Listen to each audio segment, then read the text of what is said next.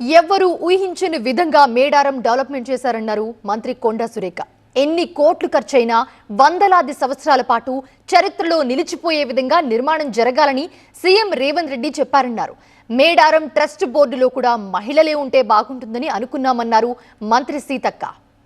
మరింత సమాచారం మా స్పెషల్ కరెస్పాండెంట్ పెద్దిష్ అందిస్తారు.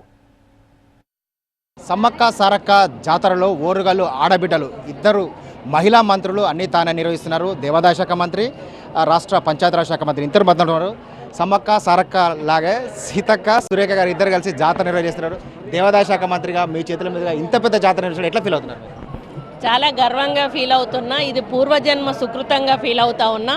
ఎందుకంటే అన్ని అవకాశాలు అందరికీ రావు, కొంతమందికే వస్తాయి. ఆ కొంతమందిలో నేను కావడం నా అదృష్టంగా భావిస్తూ ఉన్నాను. 800 సంవత్సరాల నుంచి నడుస్తున్న ఈ జాతర ఈరోజు మా చేతుల మీదుగా, ఇద్దరు ఆడబిడ్డల చేతుల మీదుగా, ముఖ్యంగా సీతకు ఒక గిరిజన బిడ్డగా ఆమె మంత్రిగా ఉండి ఆమె నియోజకవర్గంలో జరుగుతున్న ఈ జాతరను ఆమె అధికారంలో ఉండి ఈరోజు డెవలప్ చేసి కోట్లాది మంది భక్తులకు ఈరోజు కొంగు బంగారమైనటువంటి సమ్మక్క సారలమ్మను ఇంత పెద్ద ఎత్తున అసలు ఎవరు ఊహించని విధంగా డెవలప్ చేయడం అనేది రేవంత్ రెడ్డి గారు ఒక పట్టుదలతోటి ఆయన ఏదైతే అన్నాడో ఒక్క దానికి కూడా కాంప్రమైజ్ అయ్యేది లేదు. ఎన్ని కోట్లు ఖర్చు అయినా సరే మనము వందలాది సంవత్సరాలుగా మనము చరిత్రలో నిలిచిపోయే విధంగా దీని నిర్మాణం జరగాలి అన్న ప్రకారంగా మేము, శ్రీనివాసరెడ్డి గారు, అధికారులు అందరూ కూడా ప్రతి ఒక్కరు కూడా కష్టపడ్డారు.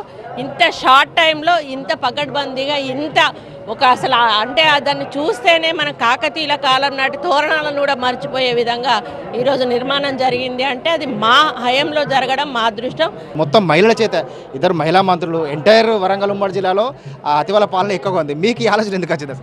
మొదటి నుంచి కూడా ఓరుగల్లు జిల్లానే రుద్రమాదేవి కావచ్చు, ఇక్కడ సమ్మక్క సారలమ్మ కావచ్చు, మహిళల యొక్క పౌరుషము దానికి ప్రతీక మన ఓరుగల్లు వరంగల్ జిల్లా. మేమిద్దరం ఎంటైర్ క్యాబినెట్లో ఇద్దరం మహిళలమే ఉన్నాం. ఆ ఇద్దరు కూడా మన వరంగల్ నుంచే ఉండడం జరిగింది. అదే కాకుండా సీఎం గారు కూడా వచ్చినప్పుడు మాస్టర్ ప్లాన్ అప్పుడు కూడా మేమందరం మహిళల ముందే ఈ మాస్టర్ ప్లాన్ ఓపెన్ చేయించినాం. మరి అదేవిధంగా నాకు కూడా అనిపించింది, మహిళా దేవుళ్ళు ఉన్నారు, వాళ్ళ పేరే ఎక్కువ ఉంది, తర్వాతనే గోవిందరాజు పగడిద్దరాజు. కాబట్టి దర్శనాలప్పుడు కూడా సీఎం గారు ఇనాగ్రేషన్ చేసేటప్పుడు మేమిద్దరంతో పాటు వేలాది మంది మహిళలు కూడా ఉండి మహిళల సమక్షంలోనే ఆ తల్లులకు సేవ జరగాలి అని అనుకున్నాం. గుడి ఓపెనింగ్ అప్పుడు కూడా అట్లనే చేయడం జరిగింది. ట్రస్ట్ కూడా మహిళలతోటే ఉంటే బాగుంటుంది. మేమిద్దరం మహిళలం, అదేవిధంగా మాకు తోడు ఇంకా ట్రస్ట్ బోర్డు మహిళలు కూడా ఉండి ఈసారి ఒక ప్రత్యేకత గుడి ఇంత అద్భుతంగా మరి ముఖ్యమంత్రి రేవంత్ రెడ్డి గారు మాకు ఎండోమెంట్గా అక్కకు కానీ నాకు లోకల్ ఎమ్మెల్యేగా నాకు ఈ అవకాశం దక్కింది. నా అంటే నేను రాజకీయాల్లోకి వచ్చిన కాంచి బయట నుంచి చూసిన వ్యక్తిగా నాకు ఆ కళ ఒక్కసారి అధికారంలో ఉండి చేయాలని. కానీ ఇది అన్నీ మేము ఊహించుకోలేదు. కానీ అట్లా ఆ దేవుడు చేయించుకున్నాడు మాతో. ఏ అధికారం వస్తే ఏం చేయగలుగుతాం అనేది చూయించుకున్నాం.